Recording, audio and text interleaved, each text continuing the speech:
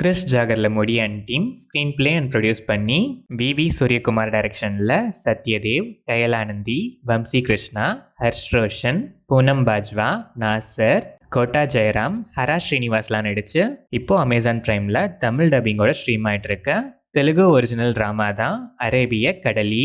மீன் பிடிக்கிறதுக்கான அடிப்படை வசதி கூட இல்லாத ஏழ்மையான கிராமத்தில் வாழ்ந்துட்டு வர சத்யதேவும் கூட்டாளிங்களும் மீன் பிடிக்கணும்னாலே ஒரு ஏஜென்சி கொடுக்குற போட்டில் கான்ட்ராக்டுக்கு பல மாதங்களுக்கு அரேபிய கடலுக்கு போய் பசியை தீர்த்துக்க மீன் பிடிக்க வேண்டிய கட்டாயம். அப்படி ஒரு தடவை போகும்போது போகிற வழியில் பல தடைகள் வருது. அந்த தடைகள் எல்லாம் தாண்டி போனால் அன்எக்ஸ்பெக்டடாக பக்கத்து ஊர் ஆளுங்களோட பாகிஸ்தான் லிமிட்டை கிராஸ் பண்ணி பாகிஸ்தான்லேயே மாட்டிக்கிறாங்க. அதுக்கப்புறம் அங்கேருந்து திரும்பி வந்தாங்களா இல்லையாங்கிறது தான் அரேபிய கடலி. இந்த சீரீஸில் மொத்தம் 8 episodes. Each episode around 30 to 45 minutes வரும். இந்த சீரீஸ் ஸ்டார்ட் ஆனது ஓகேஷாக ஸ்டார்ட் ஆச்சு. போக போக நரேஷன் ரொம்பவே ஃப்ளாட்டாக இருந்துச்சு. ரீசெண்ட் டைம்ஸில் சிம்லர் பிளாட்டோட ரிலீஸ் ஆன தண்டேலோட ஃப்ரேம்ஸ் அண்ட் ரெசம்பிளன்ஸ் எக்கச்சக்கமாகவே இருக்குது. ஆனால் அந்த படத்தில் ஒர்க் ஆன அளவுக்கு கூட எமோஷன்ஸோ இல்லை அதர் எலிமெண்ட்ஸோ பெருசாக இங்கே ஒர்க் ஆகவே இல்லை. ஒரு ஒரே பாயிண்டில் ஸ்டக் ஆன ஸ்டோரி செகண்ட் லாஸ்ட் எபிசோடு வரைக்குமே பெருசாக நகரவே இல்லை. அண்ட் லாஸ்ட்டில் ஹரிபரியை ஏதோ நேம் ஷேக்கு முடிக்கணுமேனு முடித்த மாதிரி ஒரு ஃபீல் கொடுத்துச்சு. அங்கங்கே சில சீன்ஸ் எமோஷன்ஸ்லாம் நல்லா இருந்துச்சு. சத்யதேவ் பில்லர் ஆஃப் த சீரீஸ்ன்னு தான் சொல்லணும். பெர்ஃபார்மன்ஸில் எந்த குறையுமே சொல்ல முடியாது. இவரோட கேரக்டர் ஆர்க்குமே நல்லா இருந்துச்சு.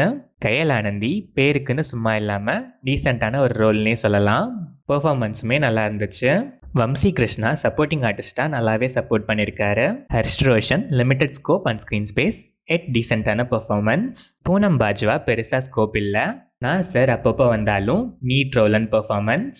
Quota Jayaram, Hara Srinivas and other ஆர்டிஸ்ட்லாம் நீட்டாகவே பெர்ஃபார்ம் பண்ணியிருக்காங்க.